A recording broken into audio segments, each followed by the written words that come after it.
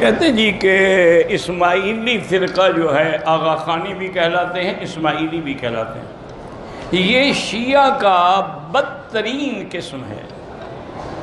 شیعہ جو ہیں ان کی تو کئی قسمیں ہیں نا، کئی حضرت شیخ الاسلام ابن تیمیہ نے کتاب منہاج السنہ میں تقریباً 360 قسمیں ذکر کی ہیں، لیکن یہ آغا خانی جو ہے نا یہ تو سب سے بدتر فرقہ ہے۔ شیعہ ہے لیکن بدتر کہ انہوں نے اللہ کے فرائض کا بھی انکار کر دیا، اور یہ آغا خان کو نعوذ باللہ خدا کا درجہ دیتے ہیں، تو ان سے تعلق رکھنا ناجائز ہے۔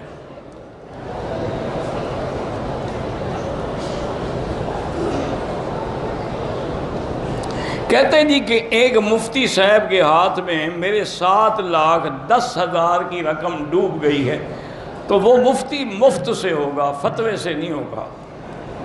ایک مفتی ہوتے ہیں جو دین کا فتویٰ دیتے ہیں، یہ ہوگا مفت والا مفتی۔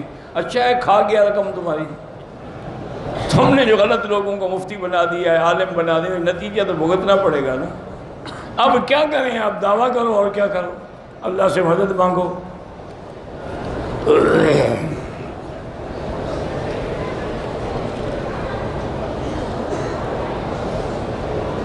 کہتے ہیں جی کہ ہمارے علاقے میں عصر کی اذان ایک مسجد میں 2:45 پر ہوتی ہے، اور ایک مسجد میں 3:30 پر ہوتی ہے۔ جو مل جائے وہ ہم پڑھ لیتے ہیں۔ اب اگر ظہر کی نماز 3 بجے تک بغیر جماعت کے پڑھی جائے تو قضا پڑھی جائے گی یا پوری؟ بات کو سمجھیں کہ ہر نماز کا ایک اول وقت ہے اور ایک آخر وقت ہے۔ سرکار دو عالم رحمت دو جہاں صلی اللہ علیہ وسلم کو جبریل علیہ السلام نے آ کے امامت کی، آپ مقتدی بنے اور جبریل امام بنا۔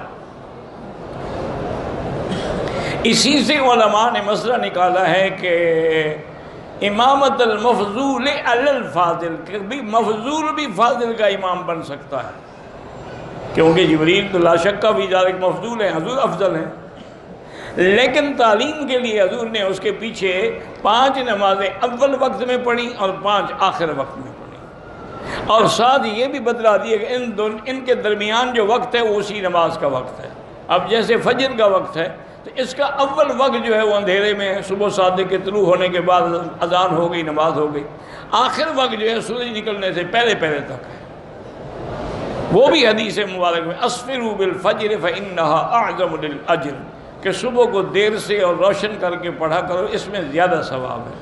تو امام ابو حنیفہ رحمۃ اللہ علیہ نے ہر بات میں آخر وقت لیا ہے، لیکن حنابلہ رحمہ اللہ اور شوافی رحمہ اللہ نے اول وقت لیا ہے۔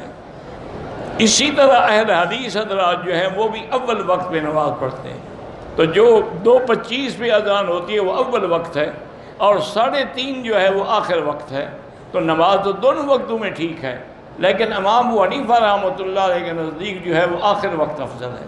اس میں حکمت بھی ہے کہ حضور کے زمانے میں تو لوگوں کو دین کا اتنا جذبہ تھا نا کہ وہ تو نماز سے بھی پہلے آگے بیٹھ جاتے تھے مسجد میں۔